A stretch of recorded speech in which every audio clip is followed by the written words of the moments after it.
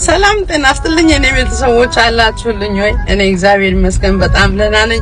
ውዶቼ አይነው ጠፍቻለሁኝ፣ ግን ደግሞ መልእክት በማስተላለፍ በኩል ደግሞ ብቅ ልበል ብዬ ነው።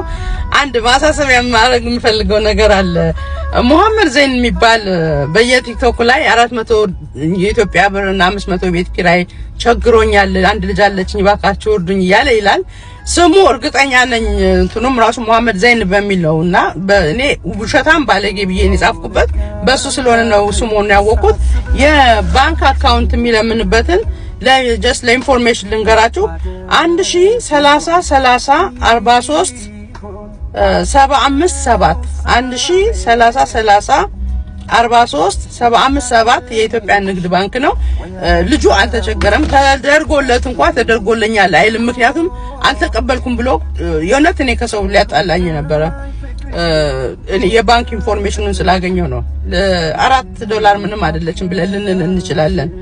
$4 ብቻ ስላለ ደግሞ $4 ብቻ አይላክለትም። ታውቃላችሁ መላኪያው $5 ሆኖ $4 አትልኩም። እና ኤኒሃው ልለ የፈለኩት ምንድነው በጣም የተቸገሩ ሰዎችን እንዳይረዱ እንቅፋት ስለሚሆን እባካችሁ ይሄን ሜሴጅን ለሁሉም ሼር በማድረግ መሐመድ ዘይን ይባላል።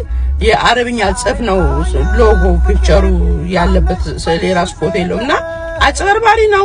ተጠንቀቁ ቤተሰቦቼ። ይሄን ለማለት ብዬ ነው። ትክክለኛ የሚቸገሩትን ሰዎች ለማግኘት ይረዳናል እንደዚህ ከተባበርን። ይሄንን ላስተላልፍ ብዬ ነው። በጣም አመሰግናለሁ። መልካም ጊዜ። ወዳችኋለሁ ሁላችሁንም። ቻው